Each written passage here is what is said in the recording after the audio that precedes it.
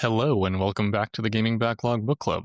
Reminder, we do go into spoilers here and there, so if you want to avoid that, start at one of our previous episodes, play along, and come back next time. So, as we talked last time that you had done a number of quests that I don't think I had maybe found but hadn't started due to lack of time mostly. Progressed quite a bit in this last week. I did continue a quest I had received from some people that Preston wanted me to recruit last time. They sent me to a mine to kill some raiders, and to be honest, I felt pretty damn underleveled since a lot of the enemies had skulls next to their name, which I think is the symbol for they're way higher level than you, because they kept killing me very quickly, and I was using a lot of health items. But either way, I just kind of powered through it. It was an interesting level, though, anyway, as I was working my way through basically a lot of scaffolding to get down into the pit and then into the tunnels themselves. Then there was a bunch of narrow kind of hallways full of raiders until you reach a boss raider.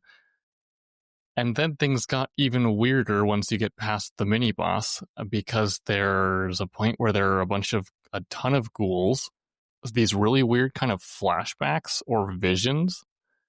So basically your vision would cut out and it would cut to something else, and there's this weird kind of cult ritual going on. And by the time I get to the final kind of back room of the cave, you can dive into this irradiated water column tunnel, vertical column with a hole in it to where that ritual happened, because it looks the same as kind of set up. And I was able to pick up 2 mini nukes and this weird melee machete thing, which is replaced my nail baseball bat and is my primary melee weapon now, which is awesome. Have you run into this quest? No, I'm listening here really intently, that is weird. No, I have not done that quest. Do you remember what the first place was that you had to go help? Who Preston tells you to go talk to?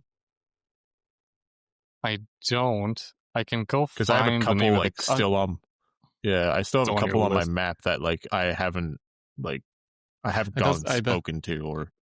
That's the thing. Preston sends you just a constant list of people to go help out, and to recruit to the Minutemen makes sense lore wise, but it ends up sending you to a lot of weird places, and this mine was absolutely a wild one that I didn't expect when I got there. Weird. I thought, because especially since it was kind of layered full of a bunch of raiders first, and then you kind of peel back those layers and get to the weird stuff. But it's great to have weird stuff and not just regular old humans. So that was cool. And you did also go into detail of the Silver Shroud quest. So wherever I was when I started this or ended that mine quest, I fast traveled back to Good Neighbor, spoke to, what was that guy's name? Kent, the ghoul Kent, who's running the Silver Shroud radio station, to pick up the quest, because you had described it so well and described the armor that I felt probably could use. It would come in handy, especially after getting completely destroyed many times in the previous one. So I'm curious, now having done it, I'm curious about your experience, because I went through the whole quest line choosing the speak as Shroud dialogue options. Yeah, so did I. And it created the funniest conversations, because your character just turns into this, "You shall not harm anyone else." Yeah. And it's the goofiest thing, and nobody played along. Consequences will not go unjust. Nobody was playing along. It was basically just your character saying funny crap, playing a character, and everyone else is either confused or annoyed by it, with the exception of Mayor Hancock, who thought it was kind of funny and played along. And, I think through this process, I guess technically unrelated to the quest itself, but in the midst of all this, I got Detective Valentine's affinity up high enough to unlock his companion quest. Did you get to that point at some point in this week? Oh, I don't think so. I don't know. So what's basically, his companion quest?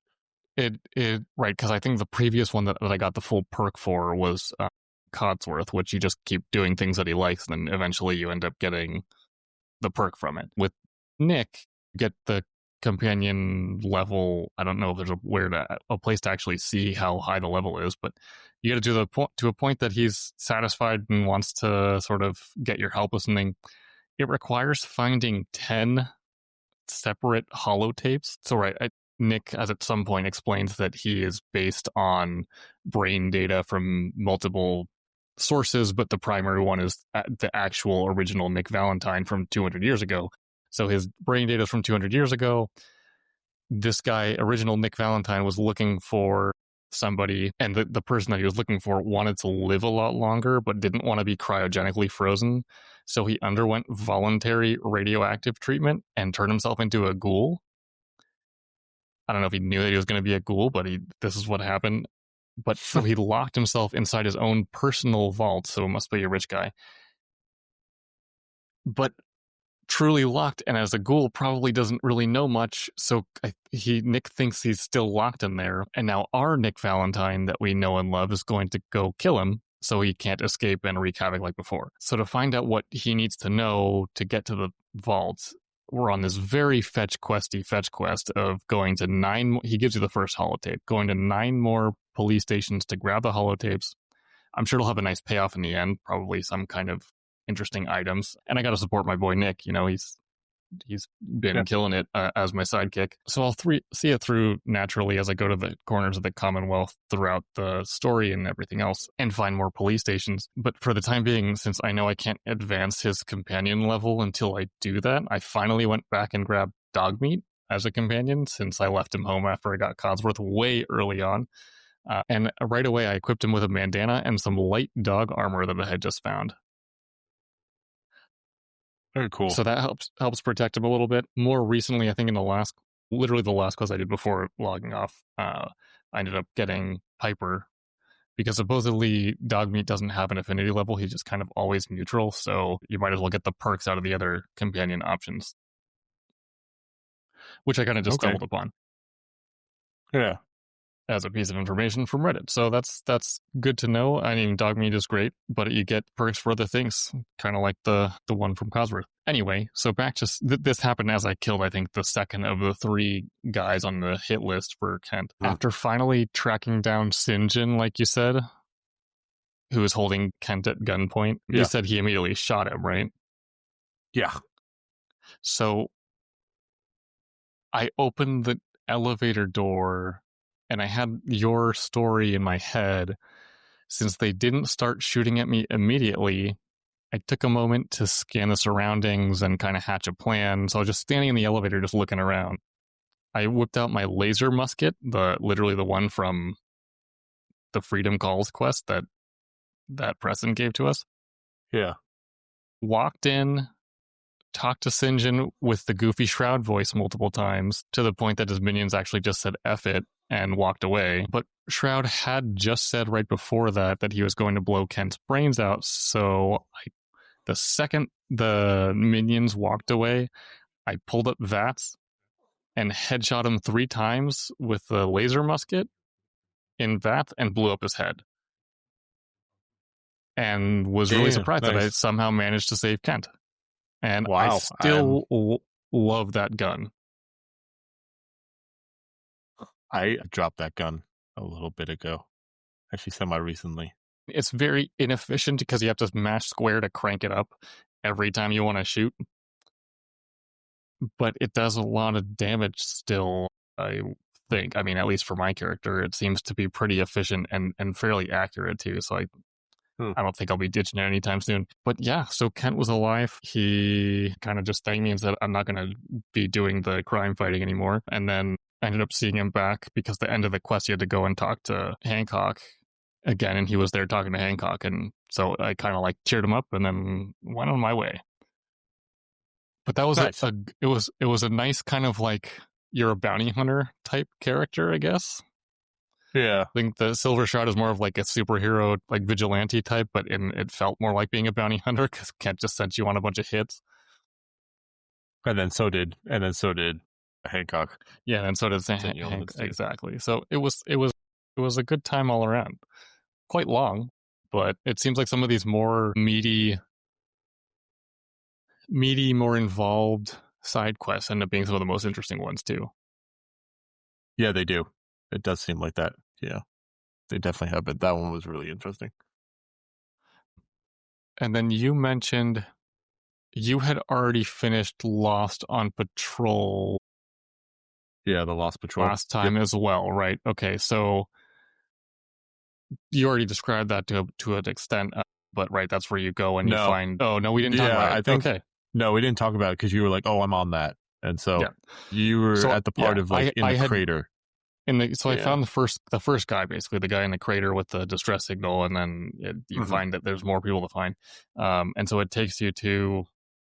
I don't know that I totally remember. The third one I remember being one of them's in the kind of a section of satellite towers with filled with super mutants, and the other one was somewhere else. I thought it was in the National Guard building. Was the second one? Yes. Okay. Yeah, you're right. And so, I mean, it's kind of a standard quest, right? You just end up finding the next distress signal, fight the ghouls, I think, in the National Guard, and then fight the super mutants in the satellite array.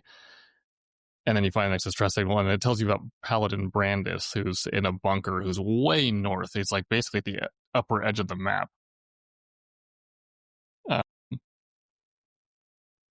And so I went, in my end, I went through the whole quest line following distress signals, found Paladin Brandis in his bunker, who is like really on the defense, saying, "How the hell did you even get in here?" And you have to kind of convince him that you're safe or whatever. At this point, you're not a threat. Yeah, there are. What I was started to notice was like I had already had a fairly high level in a number of points in the charisma stat, which lets you do the speech checks, and I kept reaching points because most people's conversations get to a point where you can go into like basically a red check, and I kept failing them. So I was like, no, I'm just going to start adding more points to this. I also, side note, I did end up adding points into the lock picking one as well because you'd mentioned it, and you see so many advanced and expert lock picks options as well. But so Brandis was my last straw, and I was like, okay, no, I'm just going to max. So I ended up maxing out the charisma after this because I wanted to just get through all those conversations. I'm only at like 6 charisma. Okay. I mean, there's plenty more useful things, but it's in the RPG sense. I guess that's kind of what drove me to it. Yeah, I get that. Yeah. But also on the way to Paladin Brandis, I ran into some random settler on the ground and gave her. She was just asking for water, and I said, "What kind of water?" So I gave her purified water. I'm curious if that will come back to help me later or if I just wasted water. I know in a game like Red Dead Redemption 2, that will absolutely end up coming back around because they really designed that system well of like the living world. But I'm curious what happens here, if anything, or maybe nothing at all. But yeah, I mean, I think it was fairly straightforward quest. Is there anything in particular that caught your eye on this one? No, I don't think so. For the Lost Patrol, it was just following all the distress signals, getting there. Yeah. For the super mutants, there was I had a missile launcher, so for the ones up high, I launched missiles at them, and I took some of them out, which was kind of fun. But otherwise, it was just doing that, and then you go back and report to Dance. Okay. So, to Paladin Dance. Yeah. So after meeting Brandis. Yeah. After meeting Brandis. So there is my sticking point here with the Brotherhood of Steel. Did that the thing to complete the Lost on Patrol quest required you to go back to the police station, talk to Dance, and I believe there's a next step. I don't know that I'll ever be able to see the next step. I'm already part of the Brotherhood of Steel, but I don't think I can follow their quest line anymore because it bugged. There was no ship of any kind or vertibird on the ceiling of the police station, and Dance just kept repeating, "There's Kells, follow me." If I hit X, he would spin and look at me. "There's Kells, follow me," but then didn't go anywhere, and there's no ship to go to. And the quest marker for board the vertibird is now at the Boston airport, and there's no vertibird there either. So whatever I did, I don't know if it was just waited too long to do this quest and did other things or what the hell happened. But apparently this whole process bugged me out of boarding the vertibird anywhere, or it just makes it not appear. So I can't go to the Pride Win, which is the giant airship, to attend the debriefing as part of the main Brotherhood of Steel side quest. I can't start Shadow of Steel, which I have unlocked, but I can't join it. So that's cool. If it doesn't unlock by itself, Yeah, I mean, I think, and from what I've read, because I was trying to resolve it, right? I want to see what happens there. I think, I guess from from the perspective mostly of just loving power armor in general and the concept of it and all of that more than anything else is why I really wanted to follow the Brotherhood of Steel quest to a certain extent and like learn more about this part of the Fallout universe. And also, I mean, from the TV show is very interesting. I don't know that I would necessarily join them in real life because they're very kind of culty, but basically I'm locked out of continuing. So unless it, and I didn't want to also load up a save from 5-10 hours previous and then redo everything. So if it doesn't unlock by itself at some point, I'll just know that the Brotherhood is not my fate and I'll join some other faction, I guess. Their loss. Yeah, I guess so. That's unfortunate. Yeah, it's really okay. sucks. I guess we've known and heard over many years between Elder Scrolls and Fallout, and I don't know if Starfield has it too, but all Bethesda games are heavy on bugs.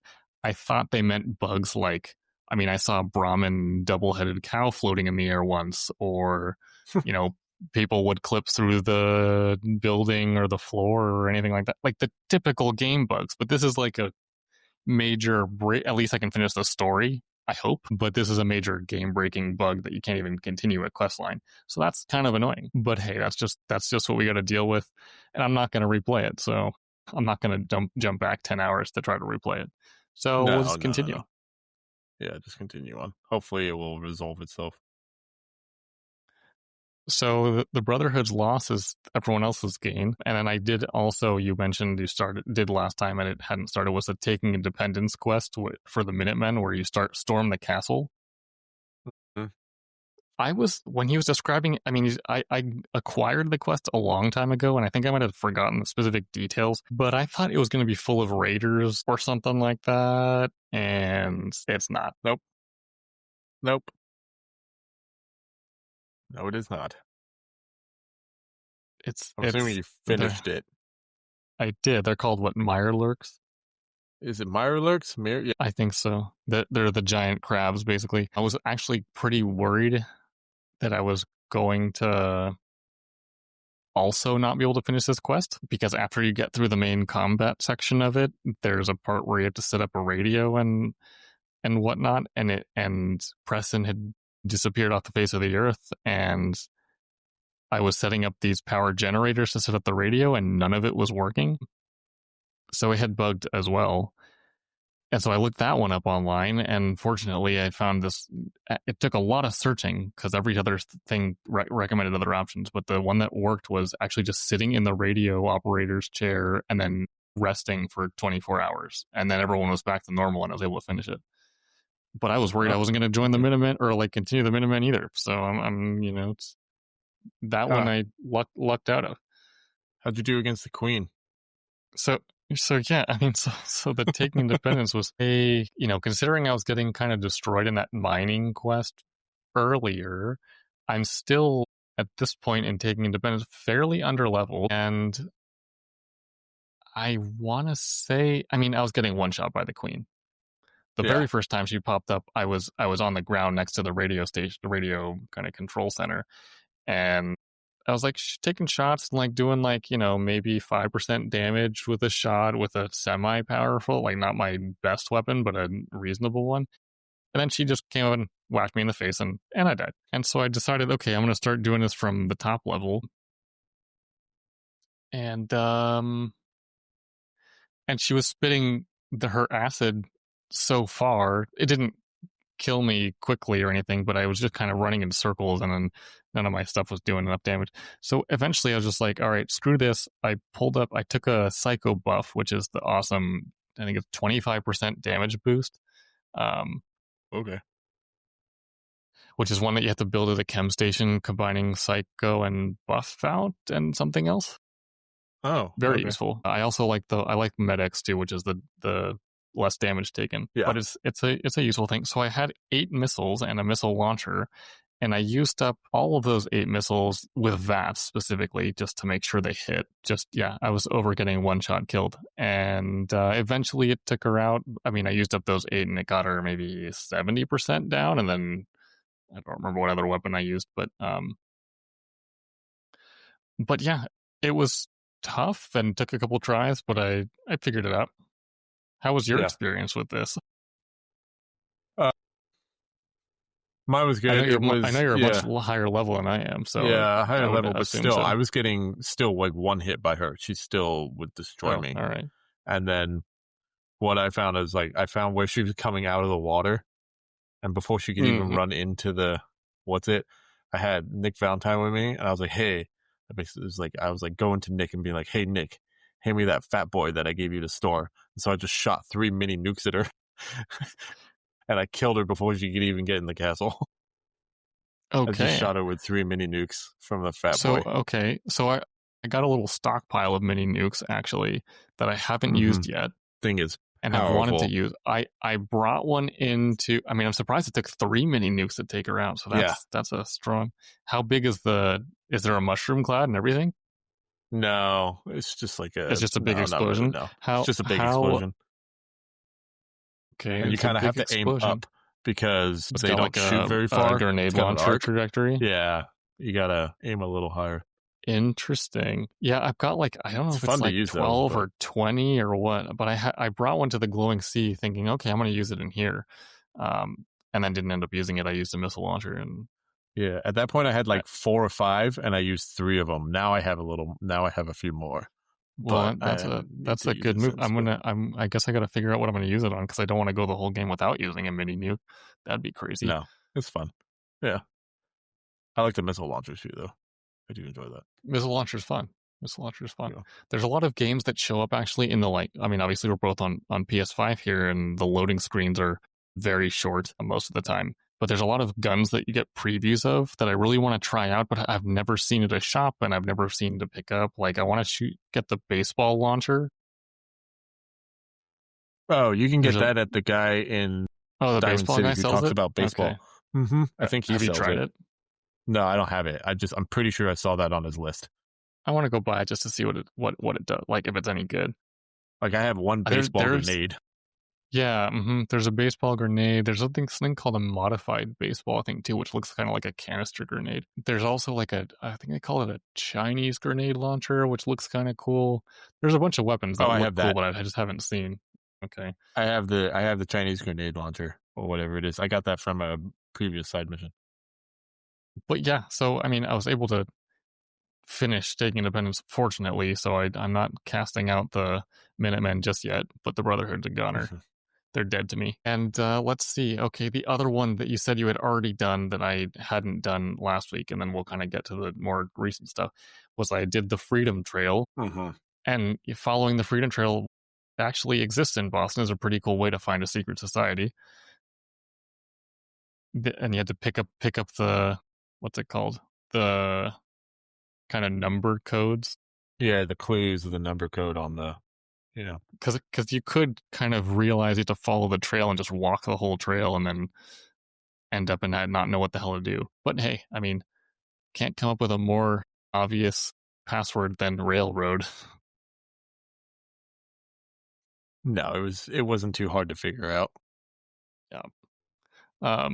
Still a cool method though, and they're in the sort of catacombs full of ghouls, and you meet Desdemona, which they're all kind of nut jobs down there in the railroad. You get a warm reception with, I think, what is it, a minigun and just a regular old pistol pointing at you the second you open the door with a spotlight in your face. I mean, yeah, okay, you found a secret society. It kind of makes sense.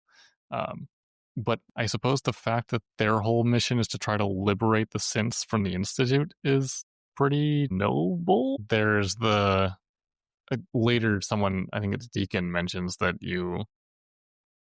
some people think only the Gen 3s, which are the ones that look, the replacements, look human. And other people think, oh, okay, the previous ones, the ones that look like Nick Valentine, shouldn't be, they should just be I don't know if it was killed but not saved. So there's some gray area there, but I kind of think they have a decent mission behind them, the railroad. So I can support that. I also found that Deacon is so out of place. He talks like a laid back surfer dude, and he's one of the main investigators of the group. It's really weird to hear him talk. Yeah, I thought the same thing. He stands out. He was a weird compared to who you originally meet there when you go into the railroad. How everyone's dressed, and then he was dressed like. He's dressed like a elf, like Johnny Bravo kind of. I feel like. Yeah. Okay, that's a good one. He's got the Johnny Bravo hair and a bit of the attitude, which I don't know. I even saw that show that much, but it still stands out. And he's talking you up like he knows all the stories about what you've been up to, which is, hey, I mean, I get a fan club. That's fine by me. Yeah, exactly. But yeah, so I mean, at this point, you get your first mission to basically qualify for the railroad. It sounds like that's typically a much longer process, but Deacon talking you up helps you out, and then they give you the mission called Tradecraft, which sends you to their previous headquarters to recover something that the doctor of the group needs. A prototype for Dr. Carrington. Yes, the prototype. Yes. So I ended up deciding, okay, well, every time I've run into one of these other people or other factions, I've immediately gone and done whatever it takes to join them. So I did that too here. And you end up meeting, I mean, at this point, yeah, I was planning on just going to the glowing sea and continuing because I had wrapped the quest we had talked about. But you end up meeting Deacon below a bridge or an underpass, and he's in an even goofier outfit trying to disguise himself. I chose like to just wastelander or something. Yeah, I just chose to just flatter him and say, I couldn't even recognize you, just to, be part of the railroad. But that's a weird guy. And he said something about face changes. Yeah, he said he changes his face and his looks and everything like every 2 years or something. So I was like, what? Just like, all right, dude. Just making me think of that movie Face Off. John Travolta. Exactly. John Travolta and Nicolas Cage, isn't it? And Nicolas Cage, yeah. Yeah, but yeah, that's what made me think of. Like, I was like, what? You just. I was like, what do you mean you? I was like, also, where is this technology? Or like, yeah, who's the? I mean, I guess they got a doctor in the group, but does he have very steady scalpel hand? I don't know. He just doesn't seem like a plastic surgeon. I can tell you that. Yeah. How did you go about this quest, Tradecraft? Like, because you have to go in and talk to the what do they call it, the tourists, so you get some more information about what's going on down there and blah blah blah.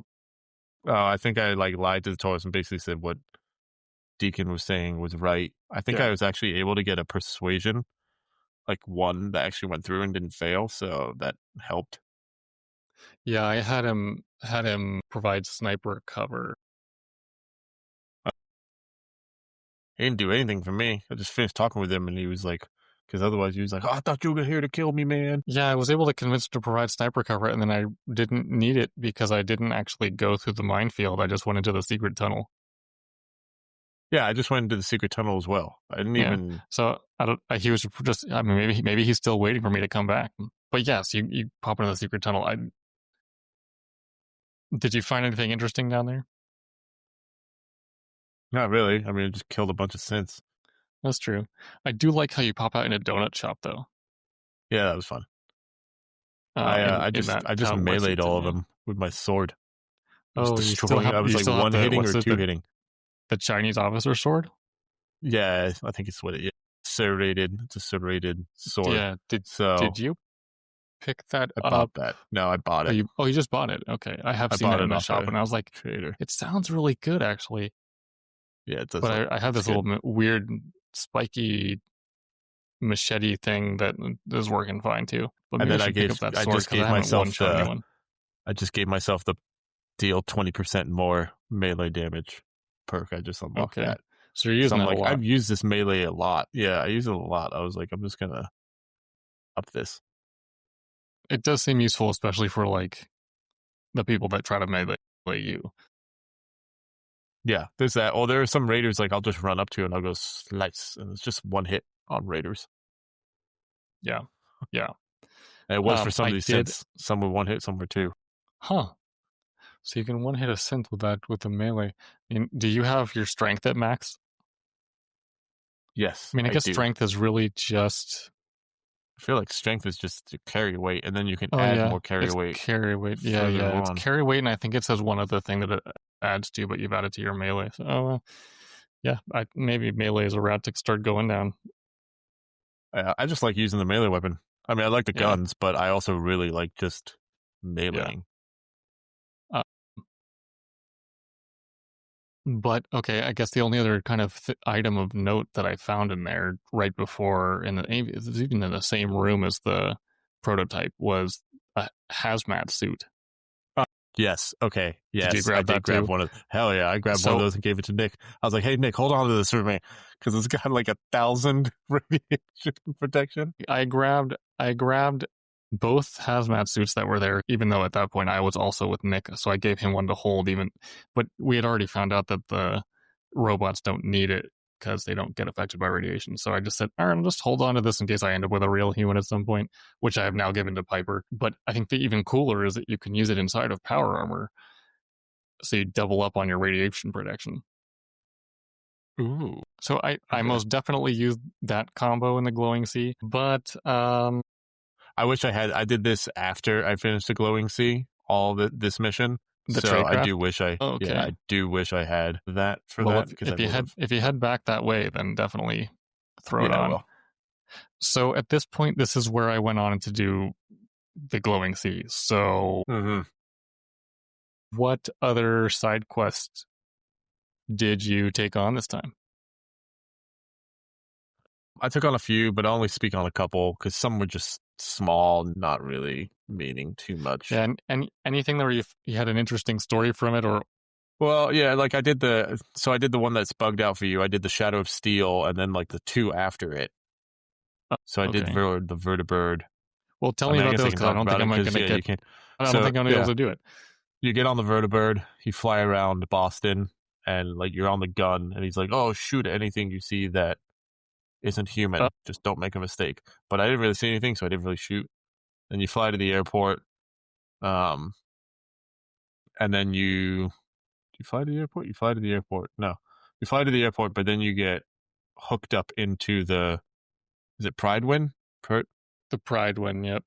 Yeah, the Pridewind. You get hooked into there.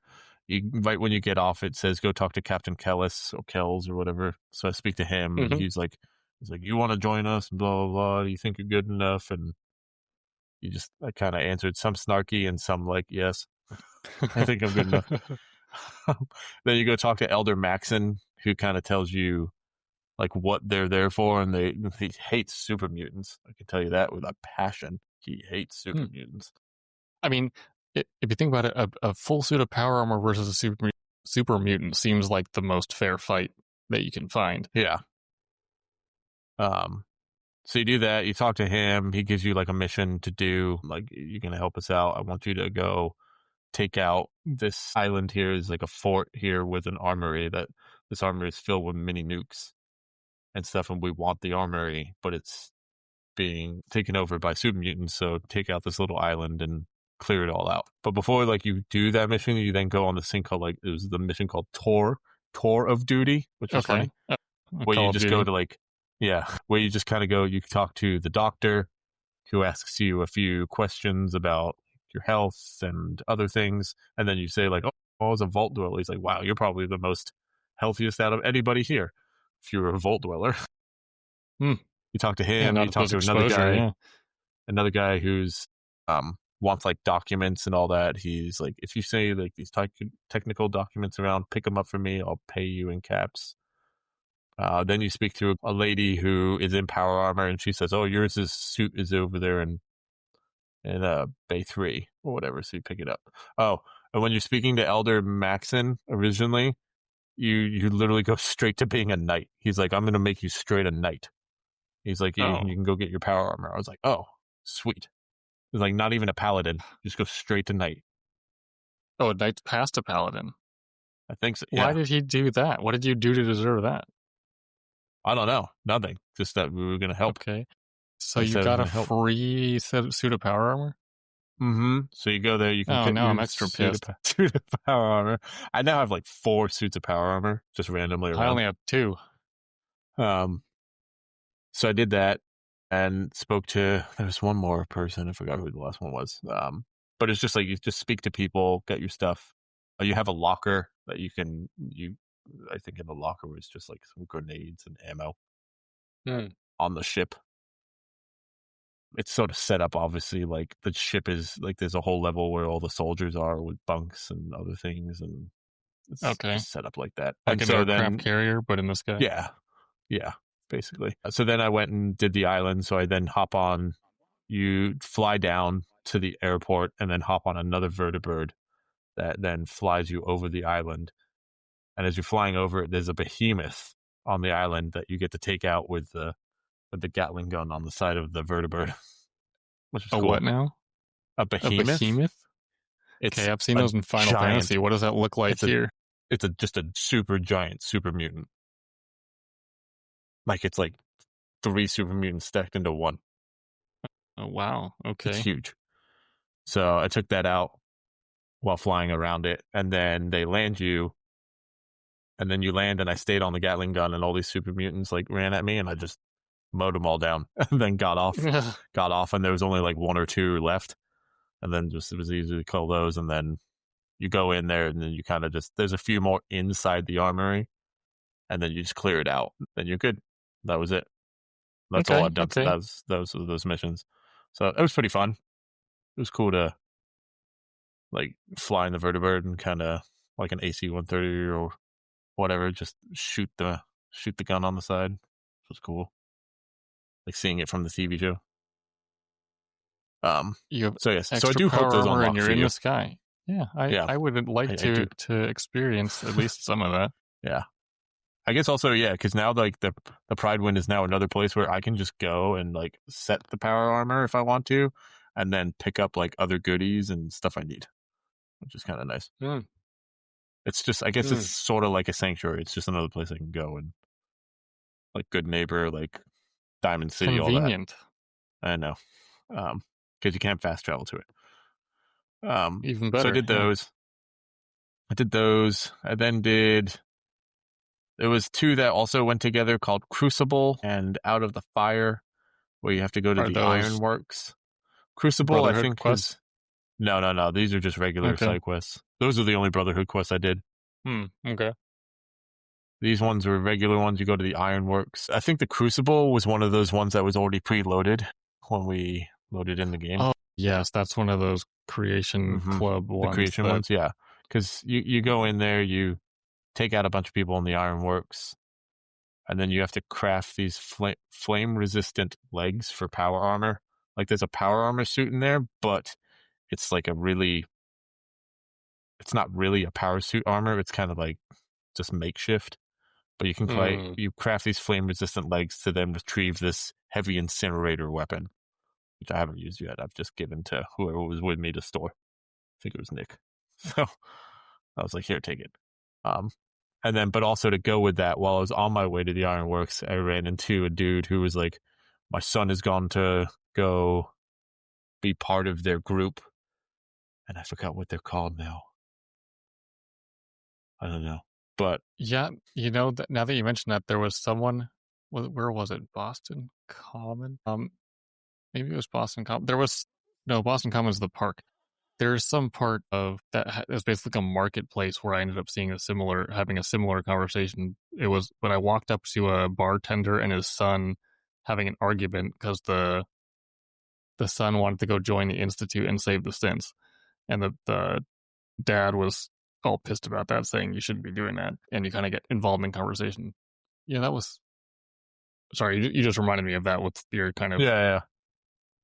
This one was just you talk to this guy. He's like, his son's run off to go be with these people, and he's like basically disowned his son, and basically he says to you, but my son took them my sword that's been in my family for hundreds of years. Get that back. I don't care about my son. Just get the sword back to me. I was like, okay. He was like, yeah, I don't care about my son, Jake. He left. Like, he's dead to me now. I was like, oh, okay. But I go in the Ironworks. The obvious course of action is you go and kill the son, get the sword, and then go kill the dad.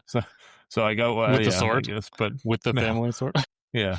So I went in, I finished all that part, and then there's a little like another door that goes in, and then you fight the boss of the leader of the team, which is I think his name's called Slag, I think. It's basically like they're in the crucible and the what's it works, but they like make them like they throw people into the melting hot iron to kill them. I was like, geez, they're kind of messed up. They make their new recruits like walk in it or try and walk on top of it. Oh god. Okay. Yeah, I know. Yeah, no, I have not heard about this at all. This sounds like my mind quest though. So, but then I go in there and I rescue Jake. So I go in there, I killed the boss, and I talked to Jake as well. And Jake's like, my dad doesn't want me back, and it gives you the option of like lie to Jake. So I lied and said, oh no, he sent me for you, nothing else, which is a lie. So, but I ended up saving him. He helped me fight the boss.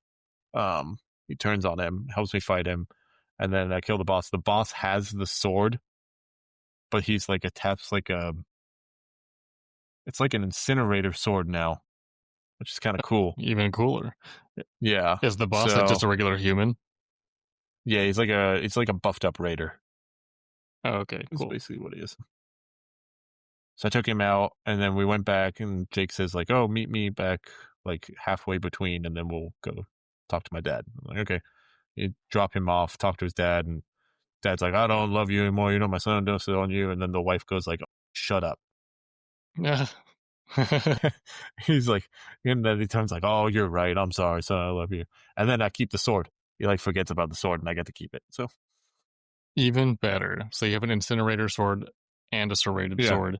So I have, which actually does less than the sword I have now. So I was like, I may switch it, but we'll see. I mean, maybe you can upgrade it to do more damage. Yeah. So that was that one.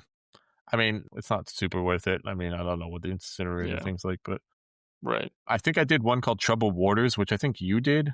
Troubled Waters, which was where I went to that greenhouse where all the Mr. Handies were. Yes. And the female Mr. Handy said, "Can you go to this water treatment plant?" And like basically you just, yeah, I did that. You go in, it's guarded outside by super mutants, and there's a bunch of Mirelurks on the inside. Yep, that was it. And you gotta just kind of lower the. That's the one that I thought was like the Ocarina of Time water temple. You just gotta lower the water levels, and then that's right. I remember you saying that. Yeah, you just lower the water levels all the way down until you're done. So there's not really much in that.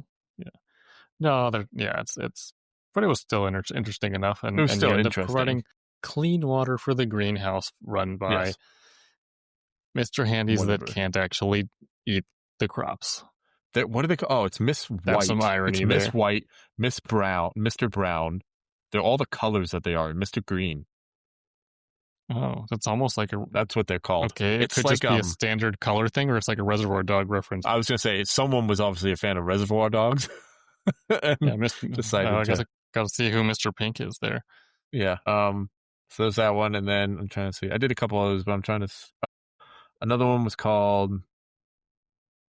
So another one that I actually finished on my way in the glowing sea was called Echoes of the Past, which I don't know if you found this place. It was for this seen it. It was for this part of these other quests with, oh my gosh, who are the guys? Start with a C. Oh, I don't know, a group of people, but there was like this Atlantic offices that I had to go in and clear out. You might have actually just accidentally run across it in the glowing sea. I might have skipped it altogether. Yeah, I don't think I didn't go in any buildings. I was only able to find it because I had done the previous quests, and it tells you like follow the homing beacon to these offices. So you follow the homing beacon. Do that. Yeah, so I was able to do that. It was hard. I will say it was tricky. I was in power armor, but these guys have better power armor. But one of them dropped like this like laser Gatling gun that I picked up, and I was able to destroy a few of them. That was kind of cool. And then what I did was I swapped my power armor out for theirs, because theirs was like up to an upgrade. It starts at Mark 1. They had Mark 5. Mark 5. Yeah, they had high power armor. It was like double, almost triple the amount of health that mine had. So I just swapped all like torso, legs, arms, helmet for that one. So now I have a strong thing of power armor. If I end up back in the glowing sea, I'm going to go seek it out. Yeah. It was not easy. And I was like, in the glowing sea, when I finished that, half of my health bar was radiation. Radiation? Yeah. Yeah. Well, yeah. But yeah, that was about it. But yeah, those were my the main side quests. So I mean, yeah, we've gotten through quite a bit of interesting side quests here. That one sounds especially awesome with the superpower armor. It's part of the what was the other? It's part of the Speak of the Devil one where I got that devil. Speak of the Devil's armor. Another, and is Speak of the Devil's it's the one of those creation club ones, yeah. But this was, I think, I turned those markers off. It ends. I think this was the ending of that. Yeah. So those creation club ones, I mean, they're mods, right? So they sound, but they're mods that were integrated into the main game. That I guess sounds fun. That's like someone creation club. They're not easy though. Yeah. I will say. Yeah. Speak of the Devil one is a little. It's difficult overall. I've got it done, but I did die quite a bit doing like the whole thing, like all of it. Right, and so okay, so at the end of that, you were already going through the glowing sea. So yeah, I mean the glowing sea itself, right? That I will say that hazmat suit I found out in Tradecraft was pretty handy here. Yeah, I bet wear it was. that as the base layer, and then wear the power armor, full set of power armor over it. And I didn't look at the stats for either of them, but I don't think I got any radiation until I was getting attacked by people, mostly by rad scorpions, and eventually the death claw. Did you run into the death claw? Okay, so yes, I did. But before I actually got to the glowing sea, while I was on my way there, you go through like a little park. Like there's a park, like sort of just before it, and I was walking through it. It's like a little ranger park, and there were some robots in one of the cabins, and I like started them up. They were like Protectrons ones, and so they like just do their job. And then there's like little huts around, and I walked up to another hut, and I saw something glowing inside. And then I stopped because I looked, and I was like, that is a glowing bright green nuclear death claw. I was like, nope. And I turned around and went the other way. I was like, I was like, I know how hard they are, and I fought something that's nuclear, like in green before, like a ghoul. Yeah, the legendary. And it was like 5 to 10 times stronger than the regular ones. And it was hard. So I was like, no. So I'm not, in any other game, I feel like it would have just popped out at you when you try to run away. But luckily it didn't even see me, that you were able to walk in the other direction. And I walked away. Yeah. But yes, so then when I got into the glowing sea, and I walked about a little bit into the glowing sea, I walked over a hill, and my first encounter was with 2 death claws. One of them being a legendary death claw. And I literally just ran in circles, throwing grenades, like literally as I'm running, sort of throwing grenades at my feet and running. So then the death claw is chasing me, gets hit, and like I was shooting.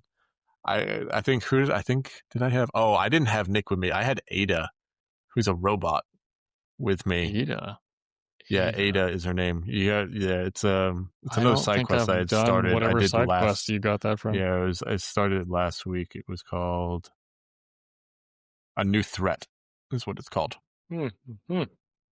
But I had her with me, and she's actually pretty powerful. But she went down kind of fast when one is legendary and one is regular, and so I just had to. The double death claw, that's no fun. Yeah, I know. I was just running for my life, and then just kind of, I think with a laser, I have one of the laser pistols. I think that was doing the most damage, so I was doing that. And then my melee sword was doing quite a bit. So I just, when I got them low enough, I would slash with them. But it took me a while. You were able to kill them both?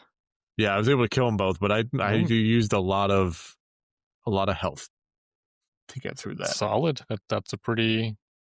I'm impressed. Yeah, that was my first encounter in the glowing sea, and then I had some rad scorpions. Oh no, I saw rad scorpions pretty much all the way until I ended up at the, what was it? It was like you end up running into like the camp of the children of Adam, who are just kind of even cultier than the Brotherhood of Steel, and yeah, Is it Crater of Adam or whatever of Adam? Yeah, the crater, yeah, which I think is where actually the nuke that you see in the intro, the prologue, is. I think that's where the nuke hit, because it's a pretty large crater. And they send. I mean, you talked to her for like a minute or something, the leader of that group, and then they send you on your way to Virgil, and it was like right before the cave. Virgil's cave is where I ended up fighting this Deathclaw, and he just destroyed Nick immediately. I was doing the slow-mo VATS missile launcher thing and forgot to pull out the Fat Boy, which would have been useful in that moment. So that was dumb. But otherwise, I just kept kind of, running in circles, and it killed me a couple times, but it eventually took it out. Yeah, that was my third Deathclaw. I think you're a much higher level than I am, or like a handful of levels at any given moment from the type of side quests that you've done. Well, I've mostly just been going to random buildings, which doesn't give you as much experience. So I'm changing my strategy now. But I also have what is it on the top that gives you? I have the one that maxes. So the amount of experience points I have it maxed. Yeah, I have it maxed out. So I'm getting the max amount of experience points that you can gain. Probably 1 or 2 shy of that. So that's where my next points are going into. Yeah, it's a helpful thing because it definitely for sure. Yeah, it's interesting. You got to pump stats into experience gain, but oh well. And I mean, I guess otherwise, I used map a lot of. Go ahead. No, I was just saying I used a lot of Rad X or Rad Away or whatever it was to get through. I started once the Deathclaw started hitting me. I started using Rad Away a lot because I needed it to survive that. And he was he destroyed multiple pieces of the power armor, and so I was exposed to the radiation. So at that point, right, I had no other option. The hazmat suit still held, but I wasn't completely insulated like I had been the whole hike there. I think throughout the whole glowing sea, right, the map marker was obviously there the whole time, but I kind of just purposely got lost and was just kind of roaming around. But it was pretty enjoyable to go through when you're not getting affected by radiation. I was able to grind a few levels by just wandering through and killing things. Nice. And then you finally end up finding Virgil, and yep, he's a super mutant. Didn't expect that. And he just wants to be free from the Institute, and he feels for you about Shaun and wants to help you find Shaun. So he gives you this quest to recover a serum to reverse his super mutation. Good for him. I'm down to help out if he'll help me out. So he gives you some information. It's kind of funny to see a super mutant wearing glasses. Yeah, it's very sort of Hulk. Yeah, like Smart Hulk or whatever from Smart Hulk from Endgame. Yeah, but again, this game came out before that movie did, so I wonder where the inspiration really came from. Then again, I also haven't read millions of Marvel comic books, and maybe Smart Hulk existed before that movie. Probably. Chicken and the egg here. Hulk or Virgil. But yeah, at that point, did the quest end right there? Yeah, that one does. The glowing sea does there, because then he talks to you about the Courser. Yeah, the Courser. I'm just glad that he gives you a fast travel point at his cave, because the whole hike through the glowing sea doesn't sound great every single time. So when I first got to his cave and I went in, I shot the turrets, and I realized that was a bad idea because then it made him an enemy. So luckily I had after I'd fought that Deathclaw just outside, I saved. Yeah. Oh yeah. Whenever you kill something giant, you gotta save. I reloaded the save and went in, and I was like, why did I? Because I didn't know if they were going to shoot at me. I think that's why. And I was like, I'm just going to walk past. I was like, it's supposed to be me talking to him. I was like, I'm not supposed to kill him. So it wouldn't be good to fail the. No, that would have been bad. The main story quest. Yeah, I walked in and saw those turrets there, and then I just kind of inched forward, and I was like, I'm going to shoot these if they take a single shot at me, but they didn't actually, and so I went and turned off the can alarm thing, and then walked up and was like, wait a minute, why is the super mutant not attacking? Because no one ever told you he was a super mutant when you walked in there, or before you got the quest. But yeah, so that ends that, and then you're on the, I guess, hunter hunted, as in the coursers are usually the hunters. They're hunting the other escaped Institute, whatever, refugees, and now it becomes the hunted. suppose that's what that's supposed to mean. But it felt to me mostly just like a dungeon with a boss fight of you eventually go, you plow through a bunch of they're not raiders, are they? What are they called? Gunners? Gunners, yes. The gunners? Other gang. Yeah, they're the gunners. So you fight through waves of gunners as you climb this building.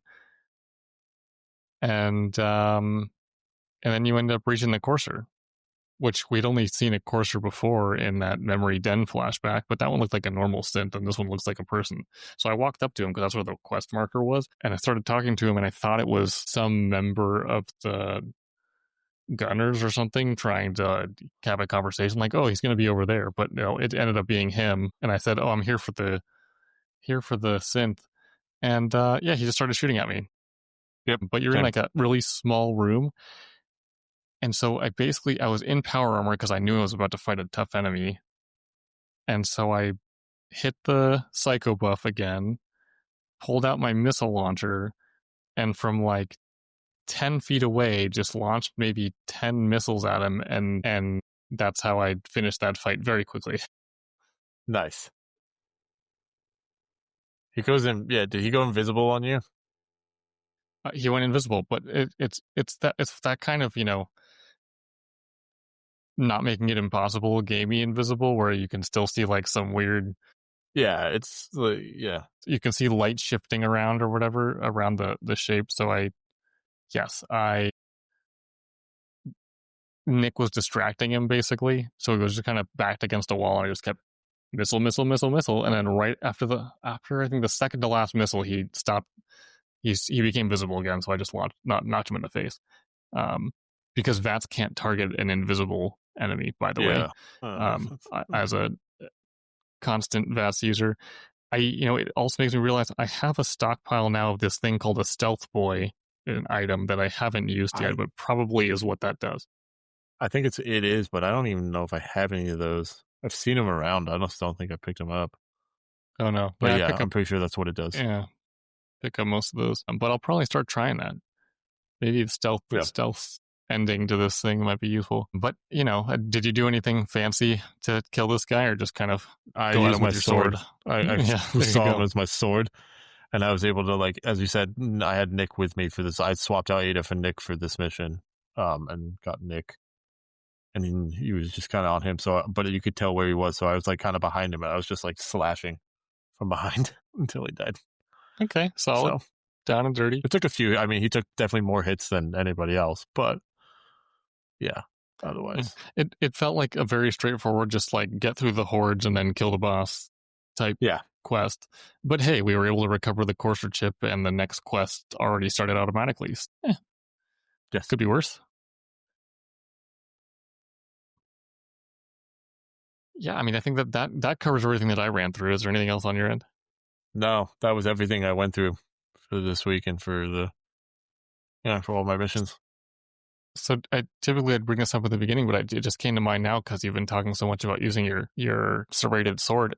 Did you see the 8-minute gameplay trailer for this week for the game called Fatekeeper?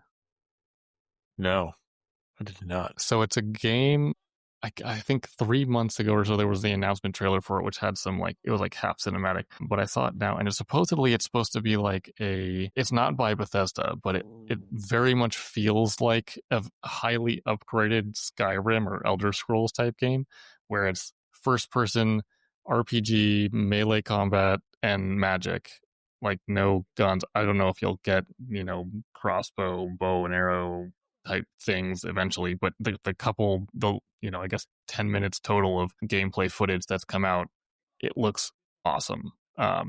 It's not Souls-like from what the devs described it as. There's maybe some influences, but it just, if you watch this trailer, it just feels so weighty because the direction that the guy swings the sword or the axe that he has in, and where it hits the end, it doesn't just it seems much more realistic. Like, obviously you're fighting orc type things or whatever, so it's not realistic, but the combat itself seems realistic because the direction the sword swipes in and where it hits the enemy it like knocks them over in the direction that you were swinging. It doesn't like just phase through them and do damage, like a number of damage. It like knocks them around or hits them backwards or whatever. So I would suggest watching that trailer because, okay, I haven't played any Elder Scrolls games, but I think I will play this Fatekeeper game. Looks great. Yeah, I'll definitely look that up. That does sound intriguing to me. Anyway, for next time, our goal is to play and complete the main story quest called the Molecular Level, which, if you just finished Hunter Hunted like we did, automatically started. And it sounds like soon after completing the Molecular Level, if not part of it, based on your choices that you've made so far, the main story quest options split off in different directions. So feel free to play as many of these as you want, and then save and finish the Molecular Level for sure. Do some other of these main story quests. At least on my end, I'm not going to do any side quests for the moment. But then save and quit until next time. Just definitely do not start the main quest.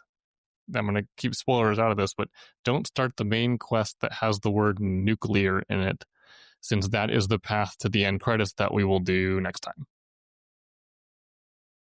That is all. All right, we got it. All right, well, thank you everybody for listening this week. Hope you're enjoying it as much as we are, and hopefully you guys are doing also as many side quests. And if you haven't, definitely do the Silver Shroud side quest. It's fun. That's been one of the most entertaining ones so far, for sure. Definitely unique, so highly recommend that one. But again, thanks for listening, and we'll talk to you next time. If you want to follow along and discuss our playthrough of many games on the Gaming Backlog Book Club podcast, please give us a follow on your podcast platform of choice: Spotify, Apple Podcasts, iHeartRadio, Pandora, Amazon Music, or Pocket Casts, as well as our Discord and Instagram under the same name. Thanks.